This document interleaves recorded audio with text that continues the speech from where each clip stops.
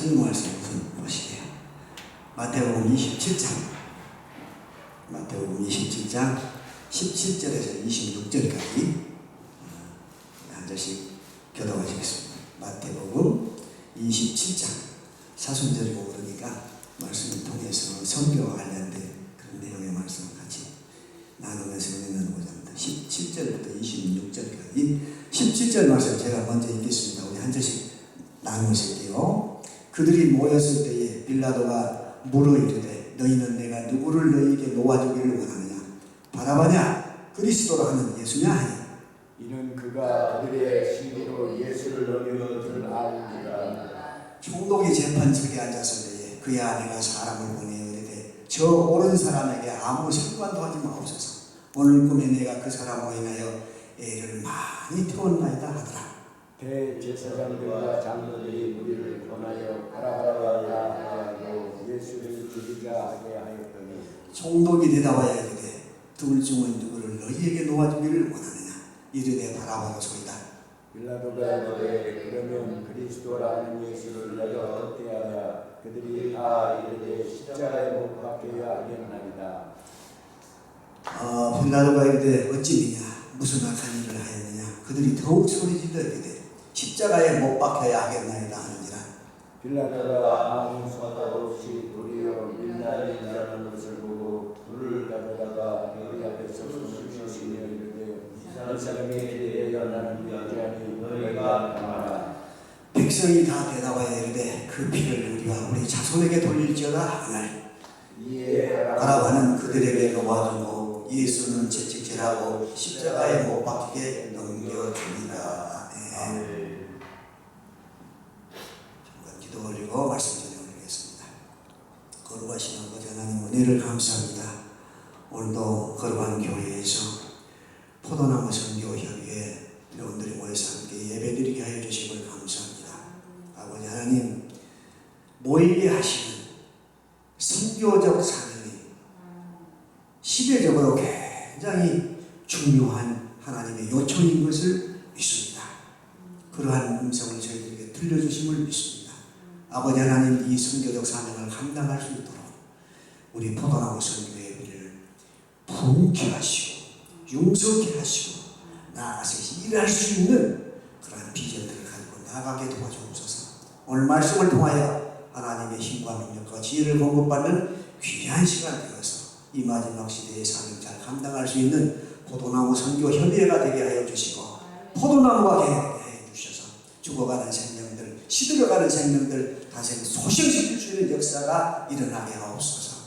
예수님의 이름으로 감사하며 기도 올려옵나이다. 아멘. 오늘 그 제목을 십자가와 관련된 사람들 이렇게 해서 은혜를 나누고자 합니다. 부제목으로는 선교의 태동이라는 걸 말씀드리고 은혜를 나누려고 합니다. 선교협의회가 지금 참여하는 회원들이 몇 분이나 됩니까? 10명. 관심을 갖게 하고 모임이 있을 때 계속 모여야 돼요. 제가 그 집회를 좀 계속 한 달에 많게는 너댓 번, 한 달에 두세 번씩 계속 다닙니다만 저쪽은 동쪽으로는 안 보내고 전부 서해안 쪽으로만 이렇게 다 이쪽에서 이렇게 화답적서 서해안 쪽으로만 다니는데 하나님의 뜻이 있으신가 보다 생각하면서 다닙니다.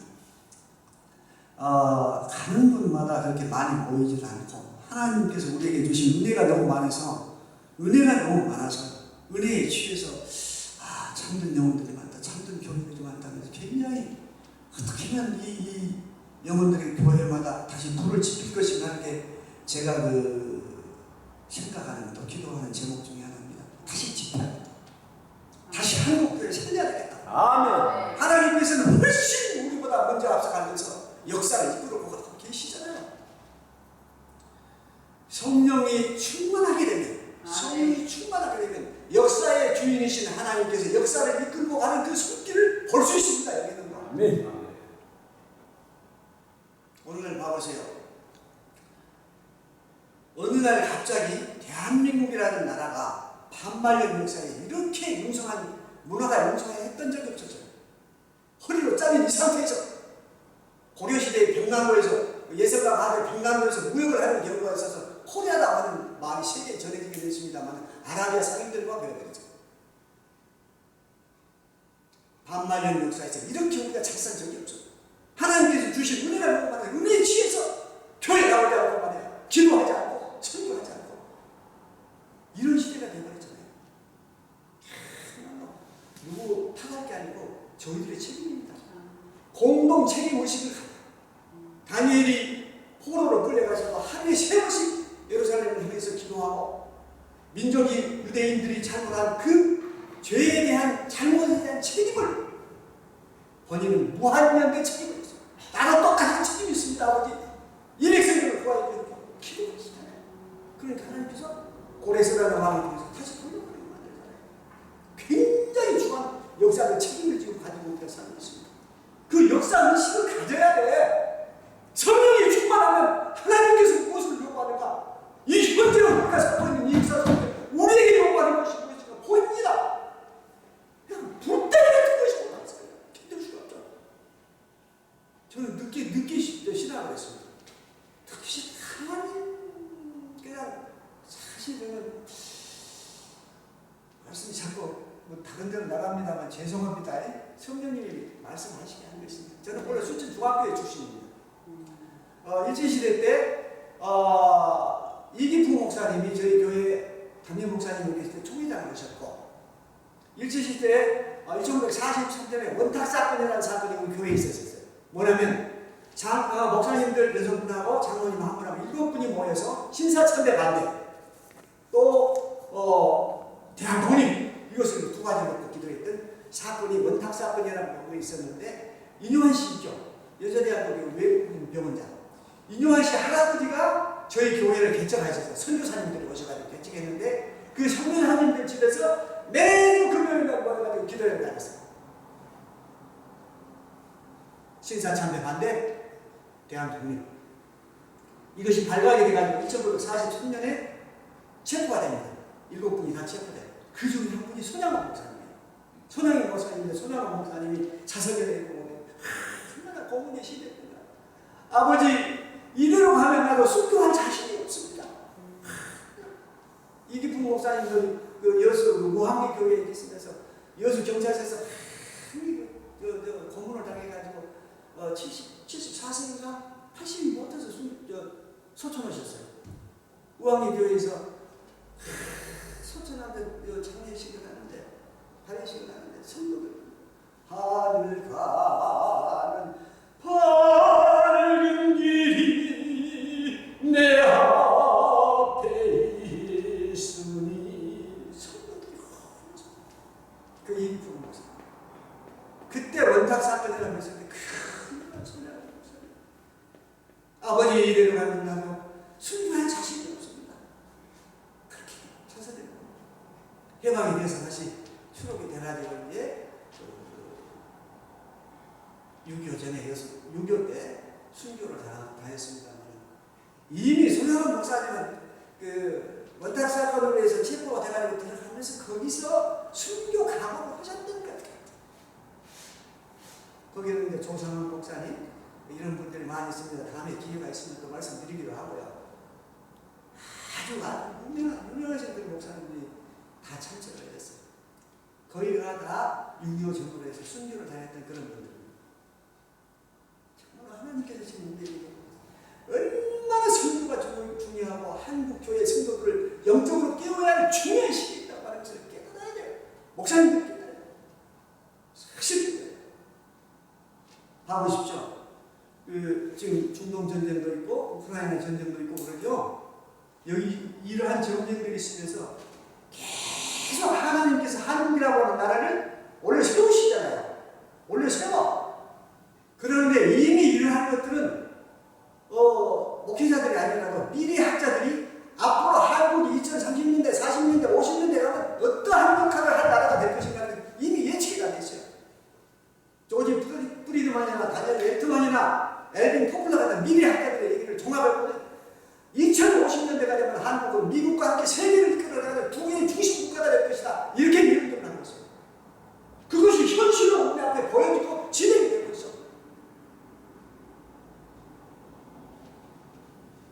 전쟁을 자꾸 전쟁을 자꾸 경험하면서 나토, 유럽의 나토, 또 호주, 카나다, 자유우방 국가들이 대한민국이라고 아닌 나라가 아니면 국방과학이 러시아와 중국을 막아낼 수 없다, 이렇게 얘기들을 하고 있습니다. 오늘 중동 사태를 겪으면서 이런 얘기들이 나오는 거예요. 왜? 우리의 실탄, 포탄, 무기들이 이렇게 작동을 하고 있잖아요. 아멘. 미국이 사드를 빼가도 이미 사드가 빼가면 어떻게 할 것인가 하는 것이 이미 준비가 다 돼 있단 말이야. 이 나라에는요. 그것이 사람이 하는 일입니까? 하나님께서 역사를 이끌어 가시죠. 그리고 조심스러운 얘기입니다만 무기 있잖아요. 응? 무기, 원자 무기. 세계적으로 핵실험을 거치지 않고 원자 무기를 만들 수 있는 나라는 대한민국밖에 없습니다. 그리고 세계에서 가장 초소형 원자력 발전소를 만들 수 있는 나라는 대한민국밖에 없습니다. 우리가 이렇게 과학이 발전되어 있어요. 그래서 저는 짐작을 합니다. 원자력 기업에 보고할 필요가 없잖아요. 핵실험을 안 하면. 원자력 기업에 IAEA에 보고하지 않는 그러한 범위 내에서 이런 무기들이 만들어져서 어딘가에 감춰져 있지 않겠는가, 저는 조심스럽게, 확실한 건 아닙니다, 그렇게 생각을 해봅니다. 그래서 이학번 대통령이 떵떵거리면서 저희 가서 뭘 날리고 그러잖아요. 한번 전쟁이 되어봐라. 전쟁이 이렇게 와라. 문제 없다. 이만큼 배심 있는 나라가 됐다. 그리고 우리나라는 어떠한 전쟁이 일어날지라도 3개월 동안 지상에 있는 모든 시설이 다 없어져 버려도 버틸 수 있는 지하 벙커가 두 군데가 있습니다. 하나는 미군들이 가지고 있는 것이 하나이고, 하나는 우리 군이 가지고 있는 것, 두 개가 있습니다. 이렇게 완벽하게 국방의 준비를 하고 있습니다. 사드를 빼가도 다 하죠. 그리고 그 풍산 분석 아시죠? 풍산 분석. 거기서 생산하는 그 포탄, 105mm나 뭐 이런 155mm 이런 포탄들이 유럽에 전부 하고 그러고 있잖아요. 그런데 나토에서 전체 국가에서 생산할 수 있는 양이 1년에 5만 발 정도 되는데, 우리 풍산 분석에서 생산할 수 있는 양이 한 달에 10만 발. 그러니까 이미 1년이면 300만 발 정도는 생산할 수 있다고 하는 얘기죠. 그리고 현재 우리가 보관되어 있는 양이 약 300만 발. 엄청난 양이 재고가 있습니다. 그리고 완벽하게 저장되어 있어요. 불발탄이 나지 않을 만큼 완전히 지하시설에 저장되어 있어요. 그래서 자유우방 국가들이 우리와 이렇게 방위산업 장비들을 매입하는 그런 국가들이 여기 와서 보고 우리 국방과학으로 깜짝깜짝 놀라고 하는 것입니다. 그들의 입에서 나오는 말이, 자유우방 국가를 지킬 수 있는 무기를 생산할 수 있는 나라는 대한민국밖에 없다. 호주, 카나다, 유럽, 나토, 이렇게 하나님께서 우리를 이렇게 세우실 때는 우리를 다시 영적으로 부흥시켜서 세계 복음을 위해서 내가 너희를 써야 되겠다 하는 그런 하나님의 계획과 뜻이 있는 것입니다. 그래서 집회를 하면 일어납니다. 불이 일어납니다. 깨달아야 됩니다. 기도해야 됩니다. 깨달아야 됩니다. 모여야 됩니다. 아멘. 그래서 저는 기도합니다. 아버지, 내가 갈 수 있는 것이면 어디든지 가겠습니다. 보내주십시오. 하겠습니다. 가서 하나님의 말씀 풀어드리겠습니다. 그리고 시대적 상황을, 역사를 이끌고 가는 하나님의 그 손길을 성도들이 깨달을 수 있도록 내가 말씀 전하겠습니다. 이런 각오로 갑니다. 그래서 여기저기서 한 군데 두 군데를 불러주고 또 오라고 그럽니다. 그러면 또 있는데요, 말씀 전해야죠. 내 생각을 전해서는 안 되는 거잖아요. 시대적 상황을 정확하게 알려야 되고, 성경적 근거에 의해서 성경을 어떻게 말씀하시는가 전해야 되지 않겠습니까? 그래서 우리 포도나무 성경 예배도 앞으로 기도 많이 하시고, 모이십시오. 모여서 기도하십시오. 모여서 기도하면 하나님께서 분명히 비전을 보여주시고 할 일을 들려주십니다. 우리 목사님 기도가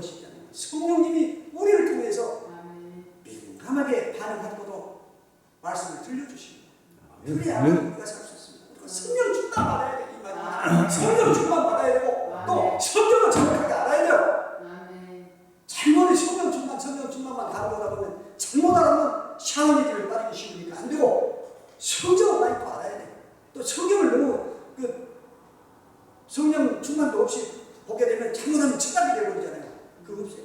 아멘. 성령도 알아야 되지만 성령 충만도 받아 같이 가야 돼.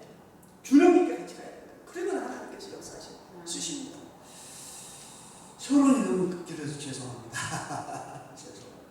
오늘 그 십자가와 관련돼서 어떤 사람들은 복을 받았고 또 어떤 사람들은 저주를 받았는가 하는 것도 한번 좀 생각해 봐야 되지 않겠습니까?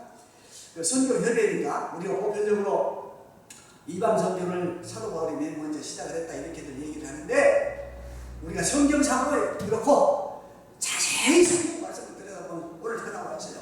이 선교의 처음 시작이 돼서 예수님 십자가 사랑에서 그걸 우리가 지금 모르고 한단 말이에요. 성경을 자세히 들었단 말이에요. 하나님께서 성령님이 감동을 받아 기록한 책인데 성령님이 저에게 주시야 깨달아지지. 어찌 주석이나 뭐 남들 설교하고 그것만 보고 깨달아집니까? 이 하나님의 말씀을 깊이 묵상하고 하나님 조명해 주셔서 하나님의 뜻을 깨닫게 해주십시오. 기도하고 말씀을 깨달아집니다.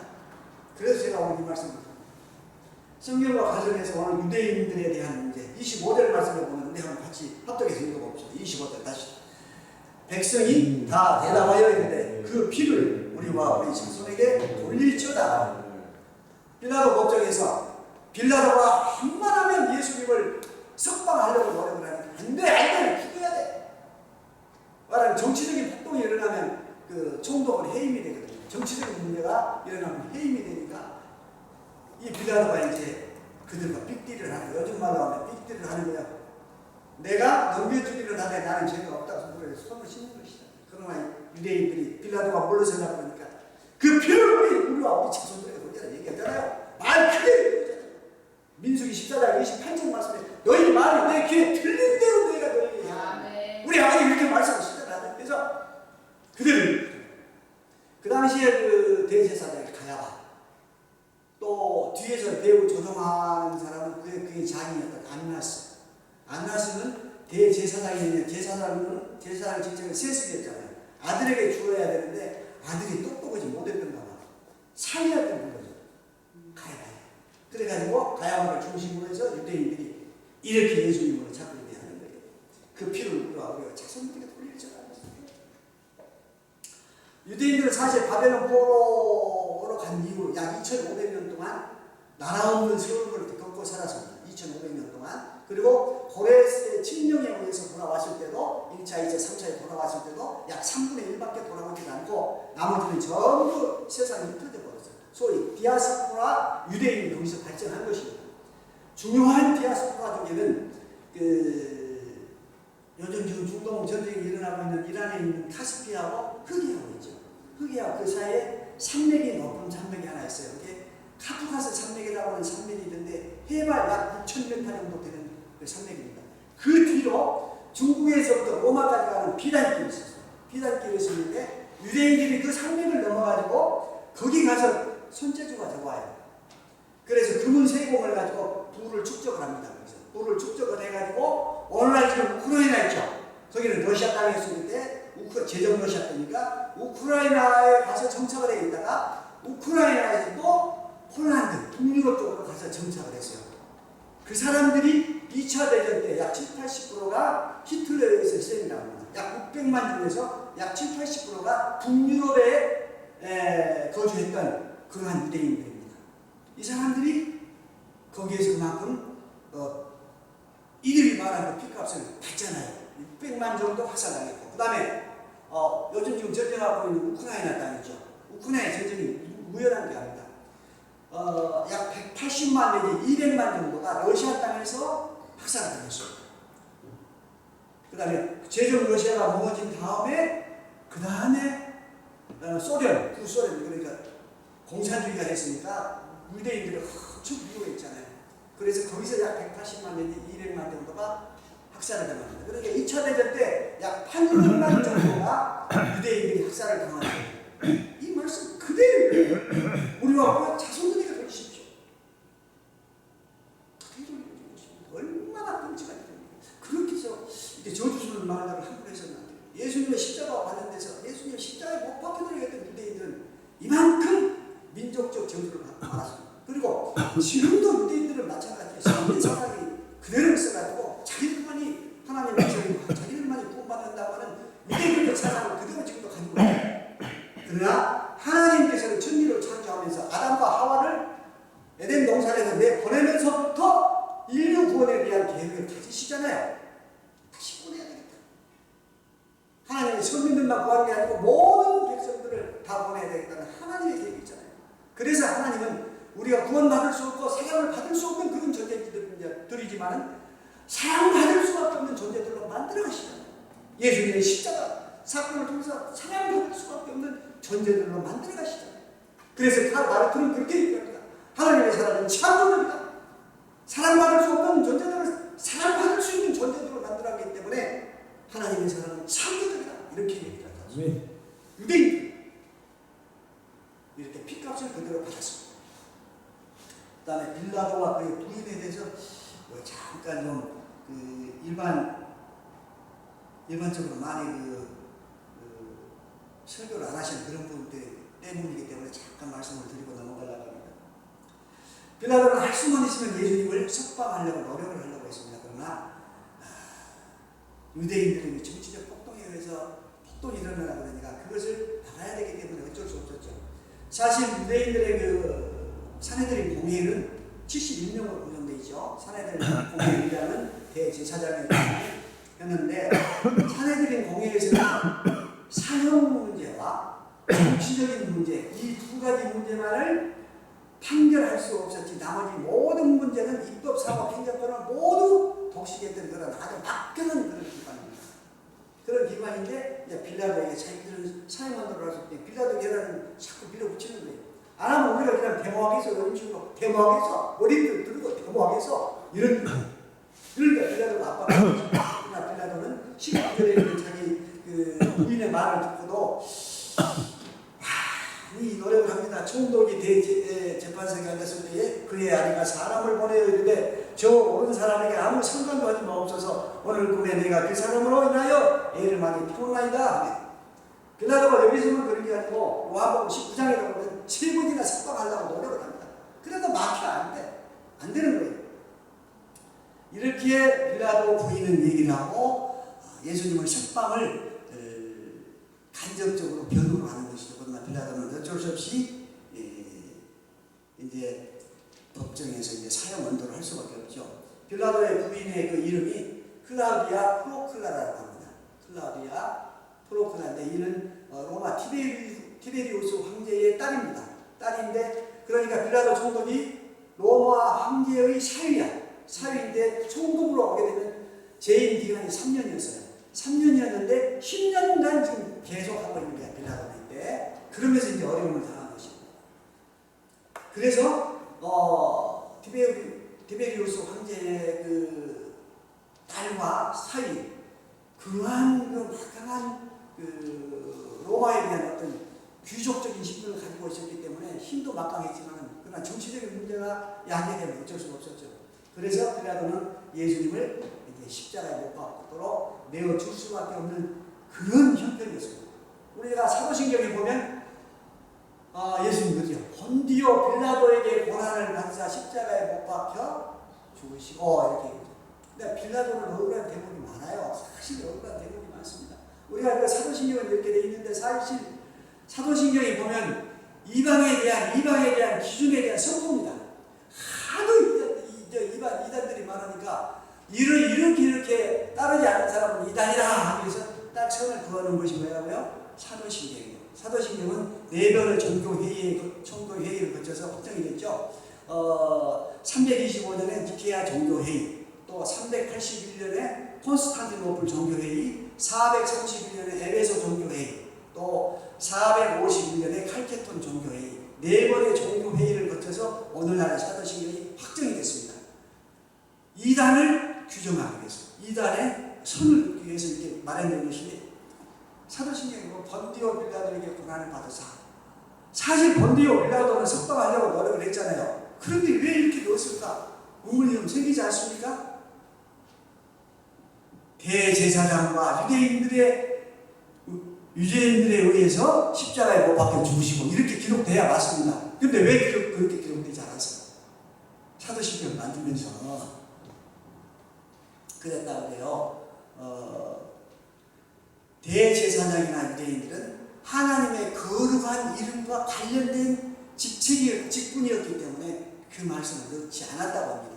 회의에서 이러한 네 번의 종교회의에서 그래서 대제사장과 유대인들에 의해서 권한을 받으시고 이것을 내고 빌라도에 의해서 권한을 받으시고 이렇게 기록을 했다고 합니다. 내용을 우리가 알고 사도신경을 해야 되지 않겠습니까? 본디오 빌라도는 억울한 사람이 어떻게 보면. 그런데 나중에 보세요. 이 빌라도의 부인인 클라우디아 프로클라는 예수님이 십자가 사건 이후에 예수님의 제자가 됩니다. 복음을 전하는 제자가 됩니다. 그리고 예수님의 십자가 사건 이후에 빌라도 총독은 로마 황제로부터 소환을 받아요. 왜냐하면 십자가 사건이 중요한 정치적 사건이기 때문에 그를 징계하기 위해서 소환을 하는 거예요. 소환하는데 가는 도중에 티베리우스 황제가 죽었으니까 갈 필요가 없잖아요. 갈 필요가 없는데 부인도 동행해서 같이 갔다고 해요. 같이 갔는데 어떤 성경학자들은 가다가 중간에 티베리우스 황제가 죽으니까 자기도 자결해서 죽었다 하는 그런 분들도 있고, 저기 스페인까지 가서 거기서 일생을 지내다 죽었다 이렇게 얘기를 하는 분들도 있는데 정확한 근거는 없습니다. 그러나 보편적으로 추측하는 그 많은 신학자들은 그의 부인 클라우디아 프로클라와 함께 복음 전하는 자로 변해서 예수님을 발표하면서 일생 동안 살았다 이렇게 얘기를 하는 분들이 많습니다. 왜 그러냐면 그 누구가 뭐냐면 바라바이죠. 바라바는 정교회, 키프로서 수업으로부터 시작했던 정교회를 창시했던 바나바에 의해서 창시된 정교회와 에집트에도 교회가 있습니다. 에집트에도 교회가 있는데 3위일체는 아니에요. 거기는 2위일체. 에집트에도 교회가 있고 에티오피아에도 교회가 있어. 그 교회들에서는 오늘날도 여전히 빌라도와 그의 부인을 성인으로 존경을 합니다. 존경을 해요. 천주교 마리아 존경하듯이 그렇게 존경을 하고 있어요. 그래서 두 분 다 빌라도와 빌라도의 부인은 복음을 전하는 예수님의 제자가 돼서 일생 동안 복음을 전하는 자로 살았을 것이다. 이렇게 추측들 하고 있습니다. 그것이 아마 다 옳은 말씀 같아요.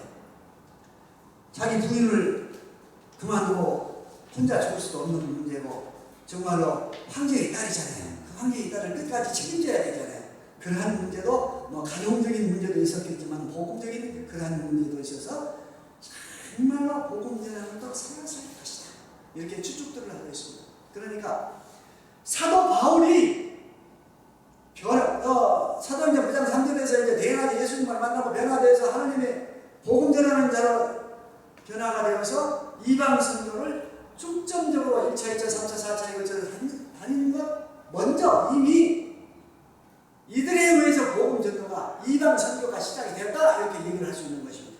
그 다음에 십자가를 통해서 흉내받은 사람 있죠. 구레노 시몬 있죠. 구레노 시몬. 저 지금의 알렉산드리아 거기서 와가지고 6월절에 와가지고 예수님의 십자가 골고다 산상에 십자가 지고 가는 것을 구경 갔다가 로마 병사가 네가 좀 대신 좀 짊어져. 그래서 지금 잠깐 짊어졌어요. 잠깐 짊어졌는데 이 구레노 시몬 엄청나게 그 후손들이 축복받은 사람들입니다. 313년에 콘스탄티누스 대제가 기독교를 공인할 때 로마의 공식적인 기독교를 받아들였습니다. 물론 이제 완벽하게 받아들이는 건 아닙니다만 받아들였을 때 콘스탄티누스 대제의 어머니가 구레네 시몬의 후손들에서 나왔습니다. 엄청난 축복을 받은 거예요. 십자가 관련돼서 조금만 관련만 있어도 반드시 하나님께서 은혜를 주셨어요. 그 다음에 혈류병을 앓았던 여인이 있죠. 마태복음 9장 20절에서부터 22절까지 보면 12해 동안 혈류병을 앓았던 여인, 예수님이 오신다는 얘기를 듣고 얼마나 간절히 소원했겠습니까? 12해 동안 혈류병을 앓았으면 하야를 한 것인데, 지금 같으면 여러 가지 음식이 씻어지면 목욕 시설이 좋기 때문에 어떻게 할 수 있지만 그때야 험했겠지 않겠어요? 가족들로부터 따뜻한 대접을 받고 또 남편으로부터 따뜻한 사랑을 받았겠네.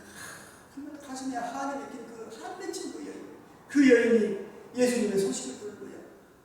안전병을 일으키고 눈먼자를 눈을 뜨게 하는 그 예수님의 소식을 듣고 내가 그 예수님을 만나야 되는 저는 보면서 거기를 가서 이제 군중을 뚫고 가잖아요. 뚫고 사이를 가가지고 예수님 있는 가까이 가서 이제 우리 성경에는 마태복음 9장 20절부터 22절부터 보면 예수님의 손을 가만히 맞았더라 그렇게 점잖하게 기록이 되어 있죠. 그래 저는 생각해 그래요. 제가 추측이 잘못됐는지 모르겠습니다만 예수님 곁에 가서 유대인들은 긴 옷자락을 끌고 다니잖아요. 그것이 이제 밤에는 이불이고 낮에는 햇빛을 가려 햇빛 가리개도 되니까 끌고 다니죠. 그 예수님 옷자락을 꽉 차서 예수님 나는 당신이 아니면 안 됩니다. 당신이 아니면 나 꽉 잡았어. 그러니까 옷이 안 딸려가 걸어가는데 예수님이 걸어가야 되는데 옷이 안 딸려. 그거 보니까 그 여자가 있어. 그래서 예수님께서 딸아 네 믿음이 너를 구원했다. 신뢰해 주셨지 않는가 저는 그렇게 생각해요. 물론 이제 옷자락을 푹 붙들었는지 마음속으로 정말로 예수님을 푹 붙들었는지 그것은 모르겠어요. 그러나 정황상으로 봐서는 예수님의 옷자락을 푹 붙잡고 그 옷자락에 안 들어가니까 예수님께 뒤돌아보면서 딸아 네 믿음이 너를 구원했다 이렇게 고쳐주시지 않았는가 그렇게 생각합니다. 이 여인은 이방 여인이요 고침을 받은 다음에 자기 집에 돌아가서 자기 집 앞에 내가 몇 월 며칠 날 치유받았다고 하는 비석을 세워놓고 오고 가는 사람에게 다 복음을 전했다고 합니다. 유세비우스의 기록에 의하면 그렇게 기록이 나왔대요. 복음을 전하는 사람은 살아요. 또 예수님이 골고다 산상에서 십자가를 지고 짊어지고 하신다는 그 얘기를 듣고 수건을 피와 땀으로 번덕이 된 얼굴이 번덕이 된 그 예수님을 보면서 예수님 얼굴 닦으세요. 수건을 줬다 그래요. 그 수건을 주니까 예수님이 얼굴을 닦고 인자한 얼굴로 그 여인을 바라보며 수건을 건네주십니다. 수건을 건네주는 그 수건에 예수님의 얼굴이 그려진 거예요. 예수님 얼굴이. 그래서 이 여인은 그 비석 옆에서 그 수건을 항상 증거물로 제시면서 일생 동안 복음을 전하며 살았다고 합니다. 예수님의 하나님의 십자가의 은혜를 입으면 이렇게 변화된 삶을 살 수가 있습니다. 우리도 하나님께 사명을 주실 때는 사명만 주시지 않잖아요. 능력을 같이 주시잖아요. 반드시 능력을 주십니다. 그래서 내게 능력이 없어도 사명을 감당하겠습니다. 하나님께서 능력을 주신다. 은사와 능력을 주신다. 그래서 복음을 전해요. 반드시 걱정하실 게 없죠. 걱정하실 게 없죠. 이 혈병을 앓던 여인, 예수님의 그 십자가를 정해서 은혜를 받았던 이 사람입니다. 그리고 이제 누가 보면 23장 39절이나 43절에 보면 오른편 강도와 왼편 강도 있죠. 오른편 강도는 마지막 십자가에 못 박혀서 당신은 나라에 나를 기억해 주십시오.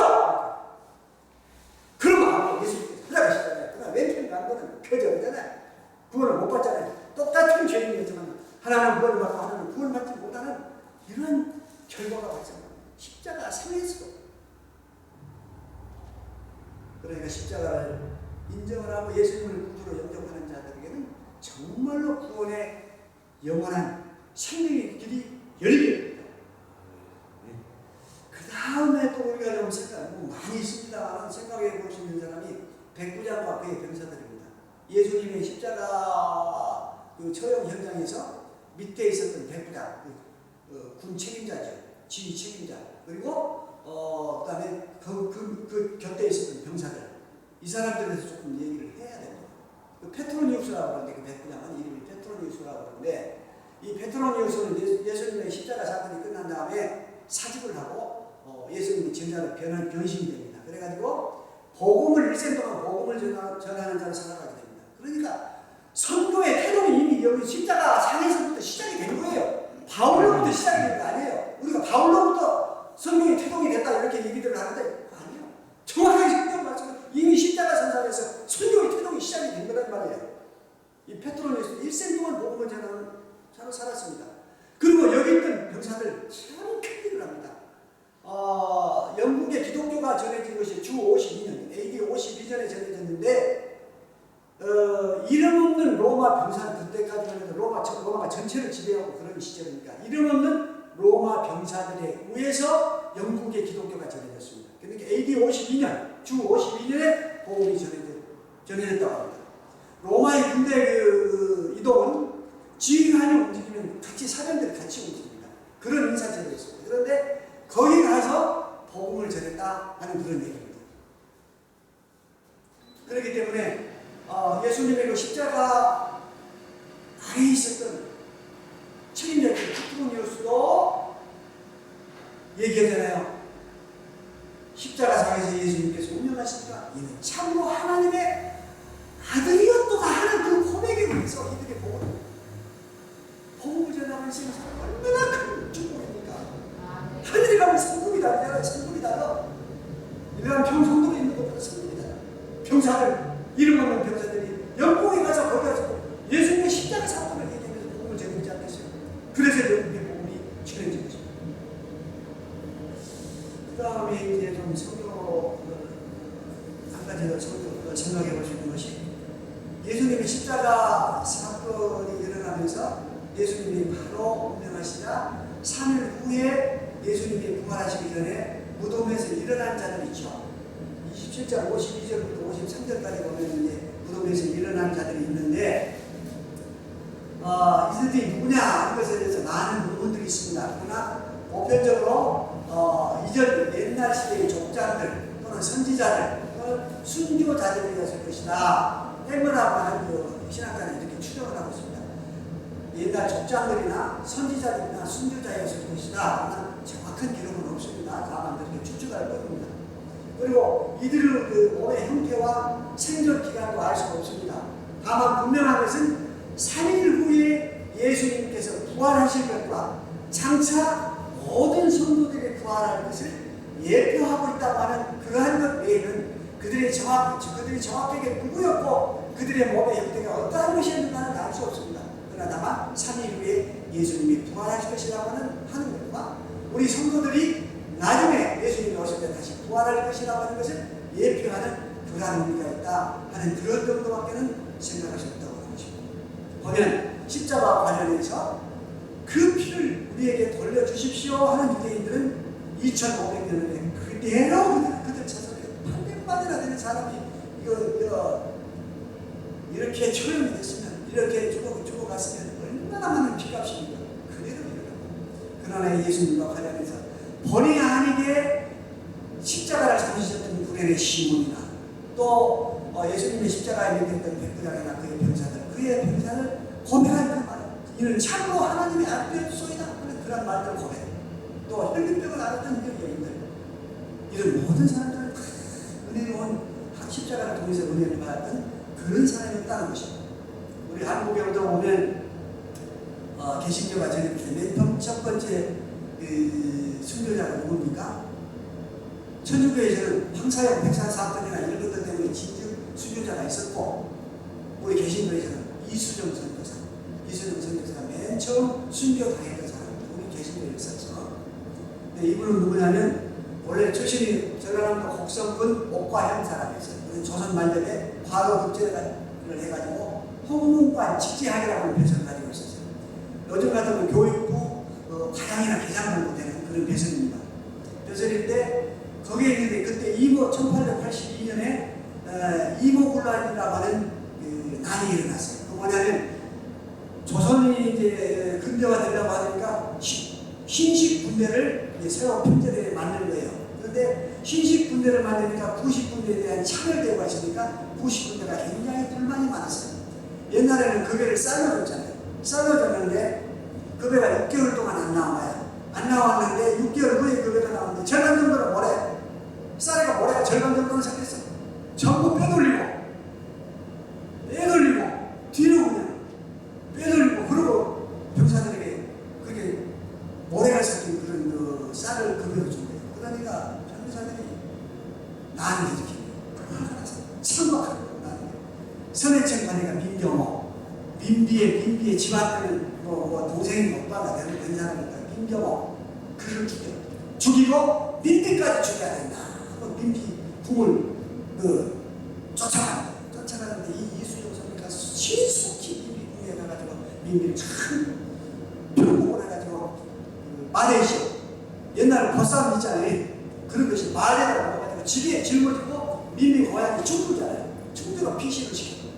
피신을 시키는데 거기 가서 이제 한 난이 수습들까지 기다리는 동안에 이 성비가 젊은 성비가 갖다 보니까 어떻게 그렇게 똑똑하고 어떻게 충성스러워 민비가 탐복을 하는데 이 선비를 국가를 위해서 이 나라를 위해서 크게 앞으로 길을 열어서 써야 되겠다는 그런 생각을 하고 한 일주일 만에 난이 수습이 돼서 다시 한양으로 올라와서 그 이수정 선교사를 그 당시에 이제 일본 문물을 시찰하고 왔던 그 신사유림단이라고 하는 게 있었어요. 2차 신사유림단에 박영효, 김옥준 이런 경합한 사람들을 보내는데 여기에 딸려 보내는데 일본의 요코하마 함을 거쳐서 일본의 동경에 갔어요. 동경을 갔는데 동경에 가서 쓰다라고 하는 농학 박사 집에 방문을 한 거예요.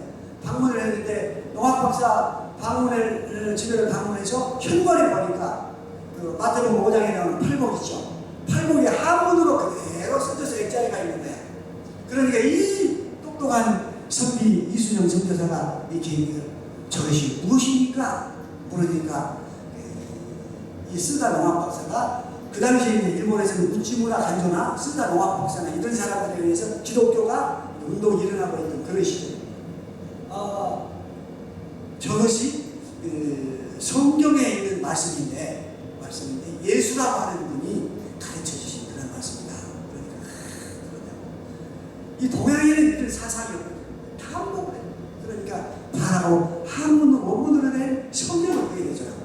그 얘기해주면 다 한복을 해요. 간편한 데는 매일이에요. 그런데 그 당시 이제 동경에 누가 와 있었냐면 한국 전결을 위해서 언더우드와 아텍센터가 와 있던 그런 시절이었어요. 그 쓰다 농학박사하고 잘 연결되는 그런 분들이잖아요. 했는데 너무 귀한 분 말씀하니까 이 성경 말씀을 한글로 좀 번역을 해야 되겠다 해가지고 마태, 마가, 누가, 요한복음 제일 짧은 게 뭐예요? 마가복음 16장 가지고 있으니까 마가복음을 먼저 번역한 거예요. 우리말로 번역했어요. 그 번역된 마가복음을 가지고 맨 처음 와서 언더우드와 아펜서가 한국에 상륙해서 복음을 전하기 시작한 거예요. 복음을 전하기 시작하는데 한 3년 동안 일본의 문물을 상실했는데 국내에 또 수구파가 다시 재집권을 해가지고 올 수 없는 상황이 되버려요. 그리고 박영효나 김옥균이나 이런 분들은 김옥균은 상해로 망명을 해버리고 박영효는 일본에 그대로 있고 그런데 수구파 사람들이 일본을 와가지고 이수정 선교사를 체포를 해서 한국으로 데리고 와요. 와가지고 울산으로 가요. 울산에서 죽이는 거예요. 현장에서 죽이려고 하면서 네 소원이 뭐냐? 현장에서 물으니까 성경 말씀이 하루속히 우리 조선말로 번역이 돼서 온 조선 천지에 전해지는 것이 내 소원이요 하고 거기서 현장에 있어도 살았대요. 이것이 이수정 선교사입니다. 그래서 오늘날부터 성경은 얼마나 많이 번역해서 나옵니다. 물론 성경이 이제 중국 쪽으로 해서 들어오기는 들어왔습니다만 번역이 돼가지고 홍수잖아요. 홍수. 그 배우의 이수정 선교사님과 같은 순교자의 피가 흐르고 있다고 하는 것을 알아요. 그래서 이수정 선교사님에 의해서 오늘날 우리가 이만큼 성경 말씀을 많이 보고 또 선교에 더 관심을 갖고 그러고 살고 있습니다. 그래서 오늘날 한국 교회가 이만큼 발전했죠. 그리고 이제 시대 때는 얼마나 많은 우리의 믿음의 선배들이 순교를 많이 당했습니다. 주기철 목사님은 아까도 말씀드렸습니다만 손양호 목사님과 같은 분들 6.25 전문에서 얼마나 많이 순교를 당했습니다. 그 순교의 핏값 위에 한국 교회는 세워진 거예요. 그 순교의 핏값을 대가를 잊지 않아야 됩니다. 우리가 그것을 감당을 해야 됩니다. 앞에서 설교에 말씀드렸습니다만 한국 교회의 미래에 대해서 상당히 우리가 생각을 해봐야 됩니다. 여러 가지로 뭐 세상 사람들의 입에도 오르내리는 그런 여러 가지 특히 거룩한 그런 얘기도 많이 있습니다만 그것이 어떤 한두 사람의 어떤 한두 교단의 책임으로 돌리지 말고 그 전부 내가 짊어지고 갈 다니엘처럼 내 책임이다. 책임의식이 있어야 됩니다. 거기에서부터 출발이 돼야 됩니다. 누구 잘못이야? 누가 잘못했어? 어느 교단이 잘못했어? 그러한 책임에 누가 했느냐? 책임이 누가 했느냐? 나를 보면 해결되지 않습니다. 그 책임이 내가 있습니다. 계시가 하는 책임의식을 가지고 갈 때 하나님은 분명히 해결해 주십니다. 다니엘이 포로로 끌려갔지만 책임의식을 가지고 기도합니다. 거기서 포로 귀환할 수 있는 그런 은혜를 주시잖아요. 고레스만을 통해서 포로 귀환할 수 있는 그런 은혜를 주시잖아요. 그러듯이 한국 교회로 마찬가지입니다. 우리가 내 책임이 하는 책임의식을 가지고 갈 때 하나님께서는 반드시 책임질 수 있는 그런 사람들이 연합되게 하고 변화될 수 있는 그런 역사를 이끌어 가십니다.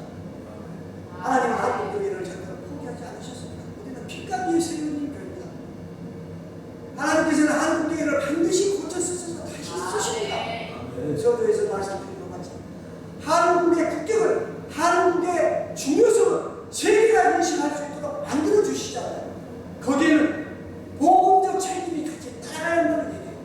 이것을 인식해야 됩니다. 그러면서 하루속히 빨리 한국 교회가 영적 침체에서 벗어나야 됩니다. 영적 침체에서 벗어나야 됩니다.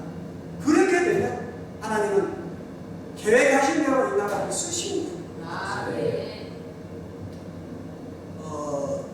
인도의 시선 그 타고르가 쓴 그 동방의 등불이라고 하는 책이 있죠. 혹시 시가 있습니다.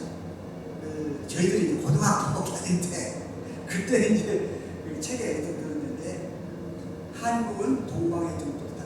동양을 다 밝히는 그런 등불이 될 것이라는 그런 시예요. 시성이라고 해요.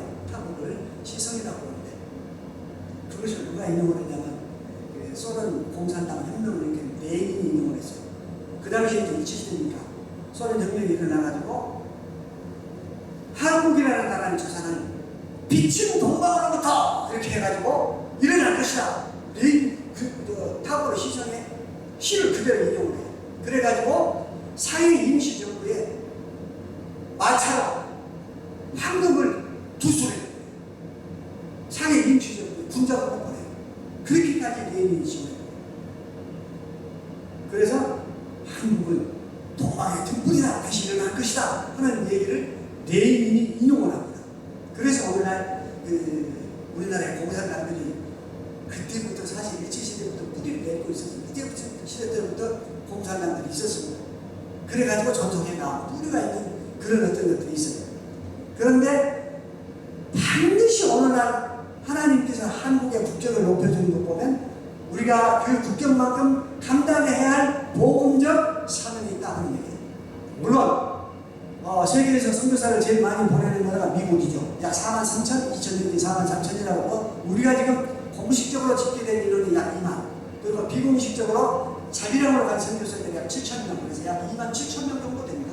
그러면 남한만 영토를 비교를 했을 때 미국은 약 100분의 1도 안 됩니다. 미국 땅에 100분의 1도 안 되는데 4만 3천 정도, 2만 7천 정도 비교를 하면 버금가는 숫자겠지만 그러나 국가의 규모로 봤을 때, 역량으로 봤을 때 다른 세계 금메달급보다 최고 톱입니다.